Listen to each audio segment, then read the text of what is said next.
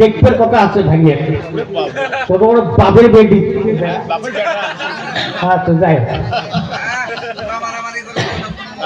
হোক, সর্বপ্রথম হিন্দু ভাইয়ের ঘরে নররূপের নারায়ণ কৃষ্ণ ভগবান, সেই ভগবানের পূজা এক ব্যক্তি নষ্ট করলো। ব্রাহ্মণ ছাড়িয়া, পূজা ছাড়িয়া পলায়ন করলো। কেন ভাইনে এত বড় এখন আগে আজকে তোর ফাটাফাটি লিখবে কথা আছে, এর কাছে জিজ্ঞাসা থাকলো এই কবিরুদ্দিনের কাছে। কারণ কলা, দুধ, আতপ চাউল যত কিছু লাগে দিয়ে পুজোর বসি গেছে ব্রাহ্মণ, সেই পূজা ছাড়িয়া ব্রাহ্মণ কেন হঠাৎ ওখান থেকে চলে গেলেন পূজা বাদ দিয়ে? এর কারণটা কি? চা খায়নি তাড়াতাড়ি মরবো এসে। যাই হোক, কথাগুলোকে এই যে প্রশ্ন হলো উত্তর হবে এবং এই কথাগুলোর বিশ্বাস তোমরা করবেন। কারণ জানি গান কথাগুলো ইশারায় বুঝতে হয়, সবগুলো ভাঙিয়ে দেওয়া যায় না। কারণ হিন্দু ধর্মের ভিতরে তত্ত্ব আছে, মুসলমানেরও তত্ত্ব আছে। যারা গুরু ব্যক্তি আছেন তারাই বোঝে, অত ভাঙতে হয় না, ইশারায় বুঝতে হয়। আমি বললাম তো ভিতরে দুইটা কান থাকা চাই, তাহলে তার জন্য ওই গান। আর মুসলমানের কিন্তু গান শোনা হারাম, গান শোনা হারাম মুসলমানের শরীয়তে। কারণ গান বাড়িয়েছে, যদি গান বুঝতে না পারেন ওই ব্যক্তির জন্য গান হারাম। গান মানে জ্ঞান।